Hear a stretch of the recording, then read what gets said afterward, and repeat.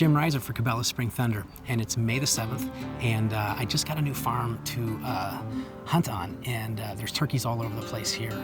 I've been hunting on an adjacent farm, and this morning when I got out here, all the turkeys were over here, so I actually asked the farmer for some permission, and he certainly granted it, and Griffin and I are going to come out here tomorrow. I'm out here roosting birds right now. Got a little bit of a thundercloud going over us. It's actually really beautiful, so I'm going to get back in the truck here in a second and then wait till that thundercloud goes away and go roost some birds.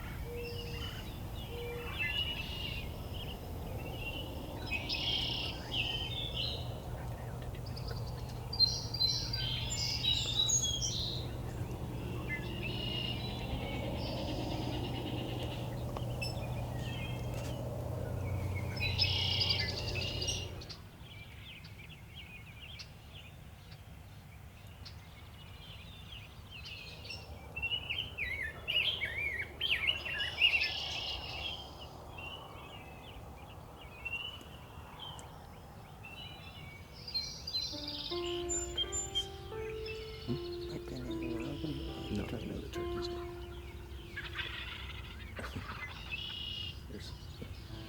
They'll come over. There's another Tom coming. He may come all the way down this field.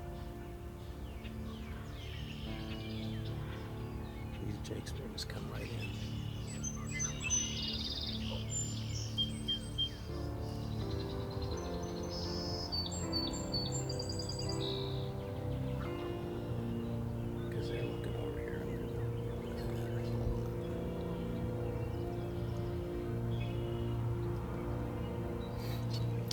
We came out this morning and set up kind of facing the field. Turkeys were all roosted right behind us. They were gobbling all morning. They kind of came out the other side though, walked across the field next to us. And it looks like it's about to rain, so we're gonna head back to the truck for a little bit and let the rain pass, take a nap.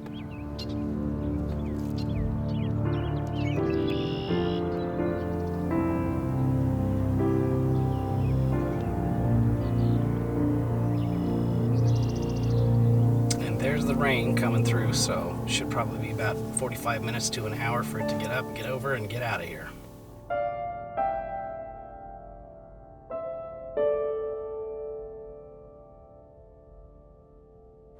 Well, it's May 9th, and Griffin couldn't get out here today, so I'm going to go ahead and try a roosting area. Now, if there's a Tom that comes in and gets next to my B-Mobile, I'm going to shoot him.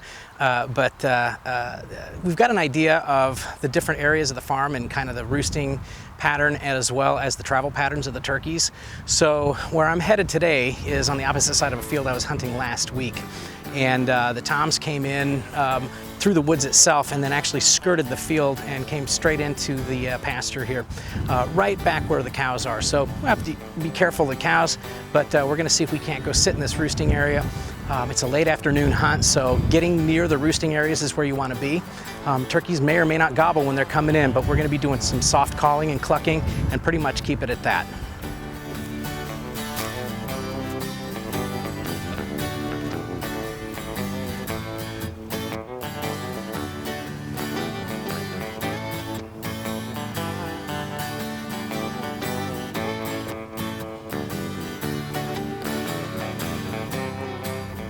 Well, I'm all set up, and it was actually supposed to storm most of the day today, but the storms are south and north of us, and so we've actually got a pretty good window here.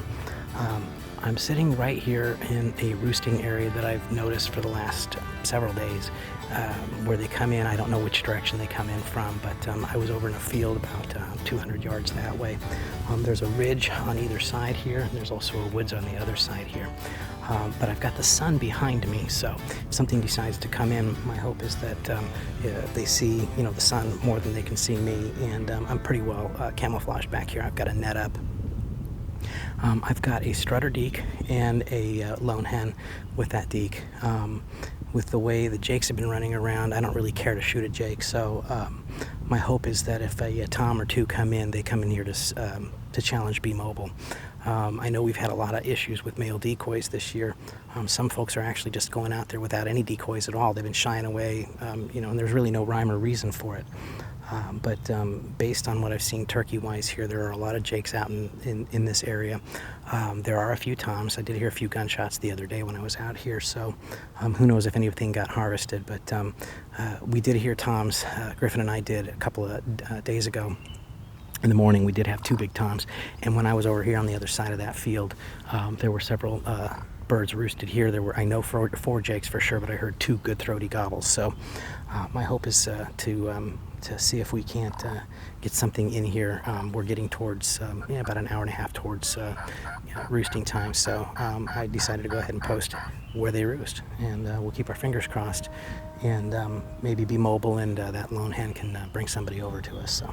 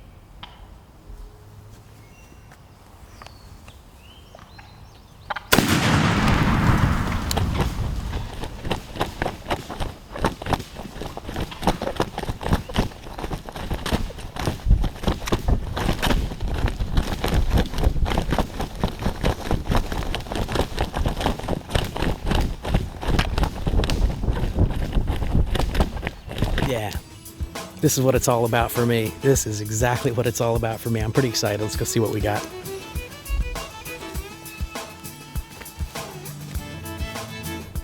Well, he definitely jellied his head, so pretty exciting little hunt. Definitely splattered feathers all over the place. And yeah, Indiana turkey tag.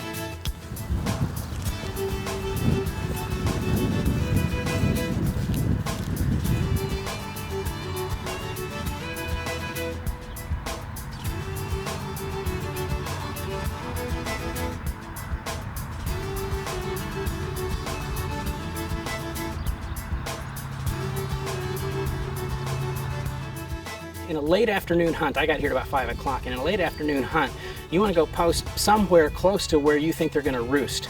I happened to be at the right place at the right time hearing gobbles the other day, so I kind of had a feeling they might roost over here in this cow pasture. And sure enough, they were feeding in a field on the other side of the property. And I just did some clucks, purrs, and some mild calling.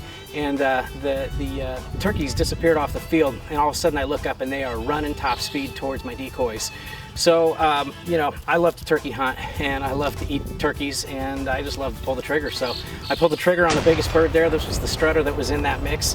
He certainly is a jake, but I'm really excited tonight, and it was real fun for me to get to a new property, have a couple of days to scout it, get out here and take a bird. Thanks for joining me for this hunt on Cabela's Spring Thunder, and this is Jim Ryser.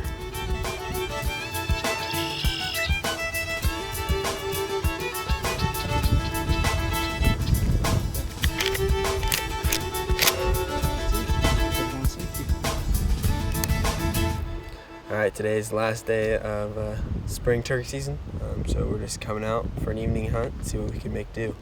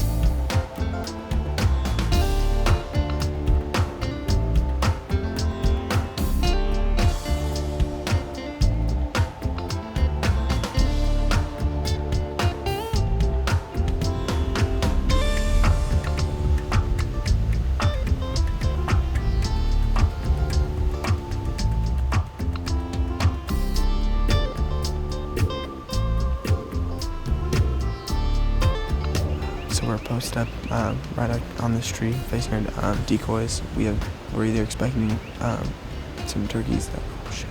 Turkey.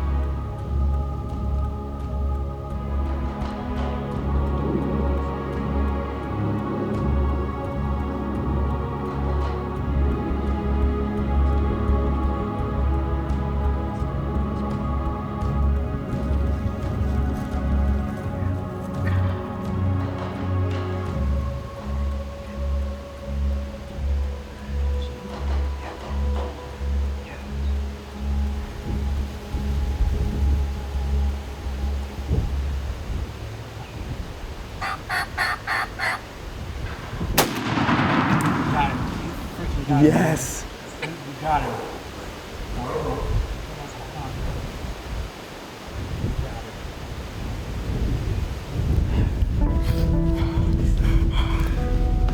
Tell the story. You shot your first long. I just shot my first long beard.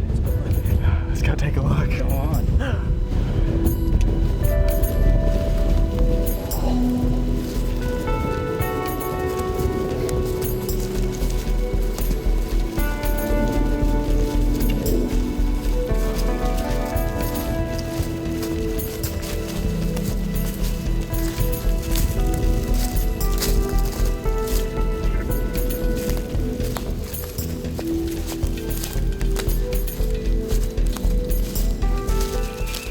Well, we've been grid searching actually for about 2 hours, if you can believe that. So it was about a 65, 68 yard shot, just a little bit too far.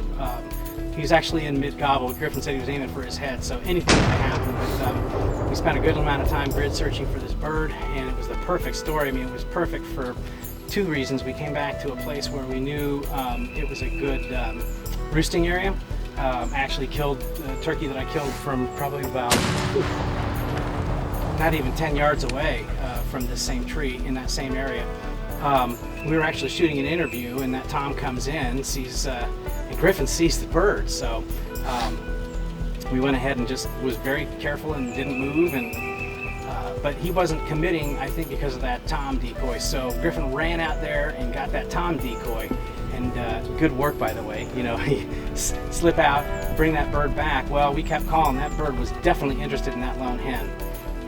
But I think because he saw her and he skirted her, probably may have been a better idea with all the trees around here just not to have a decoy at all. So we live and learn another lesson this year.